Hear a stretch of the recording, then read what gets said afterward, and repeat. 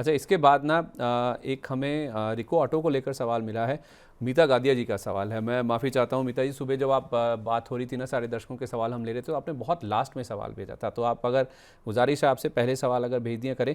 Sir, इनके पास 50 share हैं रिको auto के। लोकेश जी आप देखिए इसको, और 134 रुपये का प्राइस है। रिको ऑटो इन्होंने 134 पे लिया है, तो अभी नीचे है उससे। और दूसरा भी ऑटो वाला ही नाम है, अतुल ऑटो, इनके पास 499 पर है। ये यानी कि एडजस्टेड प्राइस मेरा है ये 10 शेयरों का। ऊपर कब तक आ सकते हैं ये काइंडली सजेस्ट कीजिए। यानी कि ये जानना चाहती हैं कि कितना होल्ड करना पड़ेगा और कितना पेशेंस टेस्ट करेगा ये। अच्छा, रिको ऑटो होल्ड रखना चाहिए। यस, उनका प्राइस से ऑलमोस्ट 15-20% नीचे है। रिको ऑटो 136 और 110 में अभी तो ऑलमोस्ट 20-25-22% नीचे है।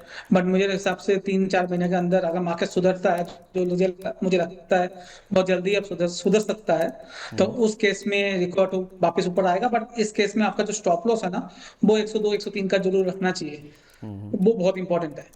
दूसरा सर, अतुल ऑटो की बात करें तो अतुल हाँ ऑटो जी। और इसमें है सर, ऑटो स्टॉक्स में आपने ऑटो देखा होगा, जो इलेक्ट्रिक ऑटो, थ्री व्हीलर जिसको बोलते हैं हम, उसमें अतुल ऑटो काम करता है। रिजल्ट काफी अच्छा आया, मगर ये ना एक रेंज में ट्रेड कर रहा है पिछले कुछ सालों से, 3-4 सालों से। उसका रेंज का अपर डायरेक्शन 550 और लोअर डायरेक्शन 350 के करीब है। ये 200 पॉइंट के नीचे ही ट्रेड कर रहा है। तो यहाँ पर अभी कोई बड़ा मुझे एक्सपेक्टेशन नहीं है। तो आप अपने हिसाब से कॉल देख सकते हैं, बट अभी ज्यादा अगर 480-490 निकल आता है तो निकलने की कोशिश करें। ठीक है, ऊपर में निकलने की कोशिश कीजिए। ये फ़िलहाल आपके लिए राय निकल के सामने आ रही है। इसके अलावा महेश सर, जो हमारे दर्शकों के सवाल आ रहे हैं ना, उसमें दीप सिंह जी कह रहे हैं कि एथर एनर्जी, सर इसको देखिए, ये जो पूरा जो ओलेक्ट्रा ग्रीन टेक हुआ, जेबीएम ऑटो हुआ, ये ईवी वाली कंपनीज हैं, इस हफ्ते हमने देखा है कि बहुत अच्छा मूव इनमें बनता हुआ दिखा। सर, आप शो की शुरुआत से लगातार मेंटेन कर रहे हैं कि वैल्यू बाइंग का मौका है। कुछ ऐसे स्टॉक्स हैं जो कि बहुत अच्छा वैल्यू प्रोपोजिशन शो कर रहे हैं। क्या उसमें ये ईवी वाले स्टॉक्स भी हैं, चाहे एथर हुआ, जेबीएम ऑटो हुआ, ओलेक्ट्रा ग्रीन टेक हुआ? डेफिनेटली थोड़ा सा मोमेंटम पॉजिटिव है इन सब के लिए, और सेंटीमेंट भी उनके फेवर में जा रहा है। तो मेरे हिसाब से एथर में वैसे भी वैल्यूएशन है, अट्रैक्टिव है मेरे हिसाब से। कोई भी डिप मिलता है वापस से, अगर 740 725 ये रेंज में, क्योंकि अभी फिलहाल एकदम से हाइप है, तो वो कूल डाउन होता है। वो रेंज में आराम से बाइंग किया जा सकता है। 660 का एक स्टॉप लॉस पर साइड में देखेंगे, 820 880 ये रेंज एथर एनर्जी में अपने को देखने को मिल सकती है। ऑटो क्वाइट वैल्यूएशन ठीक लग रहे हैं। मुझे लगता है कि महिंद्रा एंड महिंद्रा ऊपर से काफी करेक्ट हो चुका है, और यहाँ से ये लेवल जो है महिंद्रा एंड महिंद्रा के अंदर भी क्वाइट एक बाइंग अपॉर्चुनिटी जनरेट हो रही है। फियर है, फियर सेलिंग है काफी। वैल्यूएशन काफी डाउन हो चुकी है, वैल्यूएशन वाइज काफी जगह है अपसाइड के अंदर।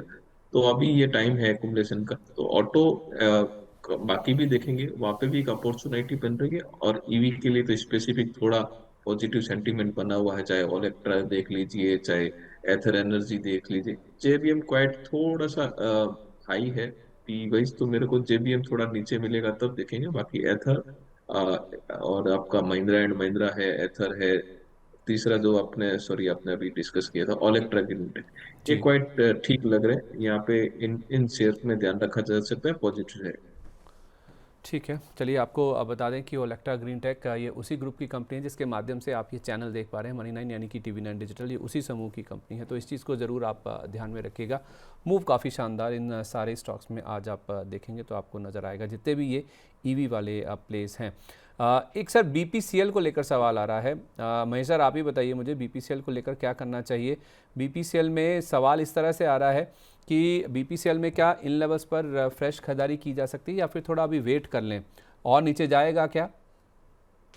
देखिए, वैल्यूएशन ठीक ठाक हो चुके हैं, और नीचे जाएगा या नहीं जाएगा ये क्रूड के भाव के ऊपर डिपेंड करेगा और मार्केट के सेंटीमेंट के ऊपर।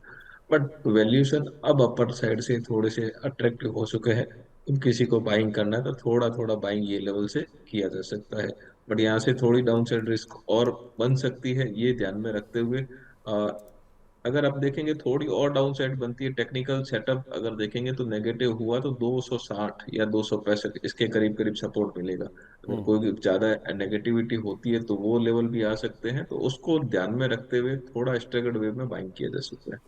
अच्छा, ठीक है। स्टैगर्ड वे में चाहे तो बाय किया जा सकता है। सर, तीनों में से अगर देखें तो सबसे अच्छा कौन सा है, आईओसी, बीपीसीएल, एचपीसीएल में से? नहीं, तीनों ही अट्रैक्टिव वैल्यूएशन वाइज है। आईओसीएल देखेंगे तो डिविडेंड यील्ड काफी अट्रैक्टिव है, बाकी के भी डिविडेंड यील्ड ठीक है। तो मेरे हिसाब से तो आईओसी भी अगर आपको डिप मिलता है, जैसा कि हमने और अर्लियर भी शायद आपके साथ में डिस्कस किया था कि 140 145 की रेंज अगर आती है तो उसको देखा जा सकता है, यहाँ से आईओसी भी देखा जा सकता है। बट ये क्वाइट सटन है, कॉन्ट्राडिक्ट है, क्रूड के भाव से काफी रिलेटेड है। तो अब यहाँ पे थोड़ा और वार एस्केलेट होता है तो क्रूड के भाव और बढ़ जाते हैं, जिसकी गुंजाइश भी कम लग रही है। तो मेरे हिसाब से उसको ध्यान में रखते हुए थोड़ा थोड़ा स्ट्रेगर में Recording in बाइंग किया जा progress. सकता है। आपका बाइंग स्ट्रेटेजी धीरे धीरे होना चाहिए, क्योंकि अचानक से और कुछ एस्केलेट हुआ तो थोड़ा रुकना पड़ेगा, थोड़ा और डिप मिल जाएगा, तो थोड़ा और मतलब आपको लोअर की अपॉर्चुनिटी मिल सकती है वो टाइम पे। बट वैल्यूएशन तीनों स्टॉक्स के देखेंगे तो फंडामेंटल वैल्यूएशन के हिसाब से क्वाइट अट्रैक्टिव है। ठीक है। उज्जवल सिंह जी पूछ रहे हैं, लोकेश सर बताइए जरा टाटा पावर का एक वीक का टारगेट क्या है?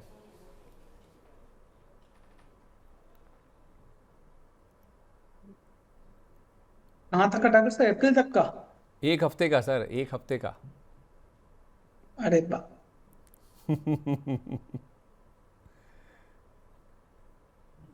सर, एक हफ्ता में बोलना बहुत मुश्किल है इस मार्केट में, तो एटलीस्ट फिर भी कोशिश करता हूँ। ये सर रेजिस्टेंस जोन है अपना 412 415, ये जब तक नहीं निकल रहा टाटा पावर यहीं रहेगा।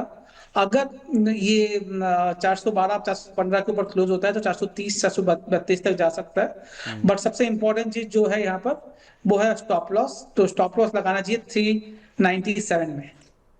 अच्छा, 397 पे आपको स्टॉप लॉस ज़रूर रखना चाहिए। ओके, तो एक हफ्ते के व्यू की बात हो रही थी ये। एक बार ना एचईजी देखिए महेश सर, ये जिज्ञासा चावला जी का सवाल है, कह रही हैं कि सर एचईजी और उषा मार्टिन पर आपका व्यू क्या है, दोनों के ऊपर बताइए सर।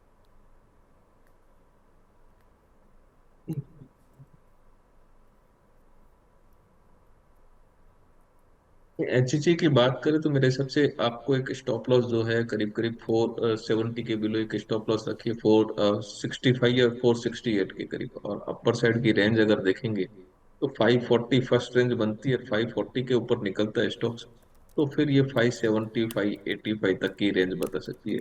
अभी क्वाइट थोड़ा सा कंसोलिडेशन के बाद में अगर अपर साइड निकलेगा 514 के ऊपर टेरिटरी ज्यादा पॉजिटिव हो जाएगी, अगर वहां पे सस्टेन या उसके ऊपर क्लोजिंग आता है तो अभी क्वाइट थोड़ा ठीक लग रहा है। लेकिन स्टॉप लॉस थोड़ा नीचे रखेंगे मार्केट वोलेटिल को ध्यान में रखते हुए। तो मेरे हिसाब से 465 468 के करीब करीब स्टॉप लॉस रखे, अपर साइड भी उतनी की उतनी आपको मतलब 575 585 ये रेंज अपर साइड में भी देखने को मिल सकती है। और उषा मार्टिन?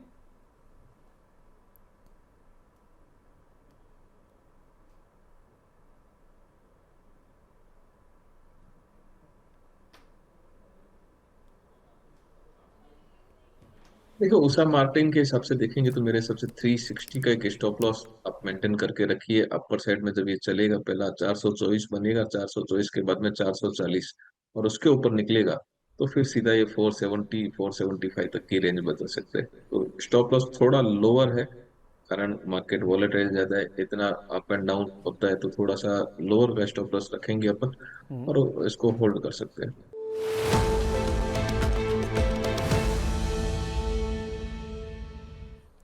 महेश सर, मैं आपसे ही शुरुआत कर रहा हूँ, बताइए इस बाजार में आप कह रहे थे कि बहुत सारे वैल्यू प्रोपोजिशंस हैं, कहाँ कहाँ शुरुआत कर सकते हैं, धीरे धीरे ही सही?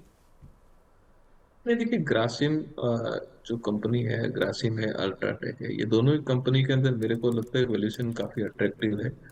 पर आपको फंडामेंटल ज्यादा कुछ देखने की भी मतलब जिज्ञासा नहीं है, और बैकग्राउंड भी कंपनीज के अच्छा है। तो ये जो भी डिस्काउंटेड मार्केट हुआ है 2600 2650 ये रेंज जो है क्वाइट ग्रासिम के हिसाब से अट्रैक्टिव लग रही है।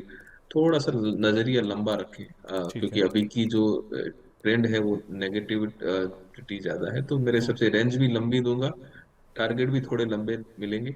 तो यहाँ पे थोड़ा लंबा नजरिए रखे, 2600 2650 लोअर में 2620 से 2650 ये रेंज के अंदर बाइंग अपॉर्चुनिटी बनती है। एकदम एग्जैक्ट 2560 का स्टॉप लॉस बनता है, उसके ऊपर वापस से अगर जाएंगे तो 2480 80 का एक लोअर सपोर्ट है। और अपर साइड में ये देखेंगे 2760 ये फर्स्ट रेसिस्टेंट बनेगा, उसके ऊपर निकलता है तो 2850, और उससे ऊपर निकलता है तो 3000 तक की रेंज भी ग्रासिम के अंदर अपने को देखने को मिल सकती है। तो ये क्वाइट फंडामेंटल के हिसाब से एक स्टॉक आइडिया है, थोड़ा लंबी अवधि के हिसाब से कर सकते हैं। टेक्निकल सेटअप अगर देखेंगे तो लोअर लेवल से कंसोलिडेशन होने के बाद में थोड़ी बाइंग यहाँ पे भी देखने को मिल रही है। क्वाइट स्टॉक्स के अंदर लोअर सपोर्ट में काफी बढ़िया बाइंग पिछले कुछ दिनों से देखने को मिली है। तो ये मेरे हिसाब से ये स्टॉक्स ऐसे हैं या फिर लंबे अवधि के नजरिए से इन्वेस्टमेंट कर सकते हैं। अच्छा, तो अल्ट्राटेक के भी लेवल्स शेयर कर पाएंगे सर? देखिए अल्ट्राटेक वैसे अगर आपको देखेंगे लंबी अवधि के नजरिए से मैं देखूंगा तो मेरे हिसाब से 13,500 13,600 ये रेंज बनती है लंबी अवधि के नजरिए में। तो अल्ट्राटेक को यहाँ पे थोड़ा सा ज्यादा लंबा टारगेट बन रहा है। स्टॉप लॉस मैं आपको छोटा ही दूंगा, 10,400, ये 500 रुपए का स्टॉप लॉस। टारगेट थोड़े लंबे हैं और यहाँ पे भी नजरिया थोड़ा सा लंबा रखना पड़ेगा। अब टेक्निकल सेटअप देखेंगे, 10,600 का लोअर सपोर्ट है, वो ब्रेक करता है तो थोड़ा नीचे हमने स्टॉप लॉस दिया है, वो ब्रेक करे तो वो लेवल आएगा। मुझे नहीं लगता है कि वो लेवल बनेगा, यहाँ से सीधा अपसाइड बनेगा 11,600 और 12,200, ये रेंज फर्स्ट रेंज बनेगी। लेकिन थोड़ा नजरिया लंबा रखे, 13,500 13,600 ये वैल्यूएशन बढ़ती है तो मेरे हिसाब से अल्ट्राटेक के अंदर भी लंबी अवधि के नजरिए से बाइंग करिए, और यहाँ से पैसे बनने के चांस ये दोनों स्टॉक्स में ठीक लग रहे हैं। 11,600, 12,200, 13,500 तक के टारगेट्स लंबी अवधि में स्टॉक में बनते हुए नजर आ सकते हैं। बहुत शुक्रिया महेश सर आपका अपना कीमती समय हमारे साथ शेयर करने के लिए। ये सारे स्टॉक्स जो आपने रेकमेंड किए या बात करी है उनमें कोई डिस्क्लेमर? नहीं, मेरी कोई पर्सनल पोजीशन नहीं रहती है, कंपनी के क्लाइंट की पोजीशन टाइम टू टाइम रहती है।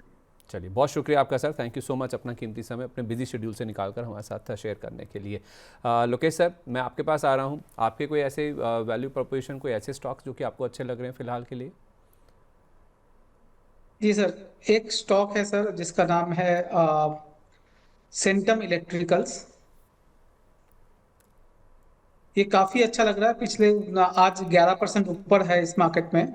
और अगर लाइफ टाइम हाई को क्रॉस कर रहा है, जहां पर मार्केट 10% डाउन है निफ्टी का, अगर आप देखेंगे बैंक निफ्टी तो ऊपर 12-14% डाउन है ऊपर के लेवल से। तो उस जगह पे ये स्टॉक काफी अच्छा प्रदर्शन दिखा रहा है। तो मेरे हिसाब से इस स्टॉक पे नजर रखें। ये स्टॉक 2,800 रुपए का स्टॉप लॉस बैठेगा, जो आज का लो के करीब है। ये आज के लो का स्टॉप लॉस लगा के इसको होल्ड करते हैं, जो 3,500 रुपए से लेके 3,800 रुपए तक का मूव इस स्टॉक पे आ सकता है। तो सर होल्ड करना है या फिर नया भी ले सकते हैं यहाँ पे? नहीं, नया बाइंग की बात करूँ उससे पहले पहली बार मैंने दिया रहा हूँ, तो मेरे लिए नया बाइंग है। हाँ, नहीं मैं इसलिए पूछ रहा हूँ सर क्योंकि 11 11.5% ऑलरेडी चला हुआ है, तो यहाँ पे ले या थोड़ा कूल ऑफ होने पे ले? सर आप डिवाइड कर लीजिए पैसा को थोड़ा सा 60-40 का। यहाँ पर लीजिए 100-150 पॉइंट नीचे मिलता है, तो और 40% ले लीजिए। ठीक है, तो थोड़ा चांसेस अभी। कम मिलेगा आपको डाउन साइड में। अगर हाँ, मार्केट करेक्ट नहीं हुआ तो ये ऊपर जाने का चांसेस ज्यादा रहेगा। ठीक है, ओके। तो अगर बाजार करेक्ट नहीं हुआ तो यहाँ से और 3500 से 38 रुपये तक का भी आपको मूव देखने को मिल सकता है। 3,040 के आसपास है, थोड़ा अभी लीजिए, थोड़ा नीचे लेने की गुंजाइश रखिए। स्टॉप लॉस आप रखिए 28 रुपये के आसपास का। एक ही शेयर है सर? जी सर, एक ही शेयर। चलिए ठीक है, तो फिर चुन चुन के को हम यहीं पर वाइंड अप करते हैं।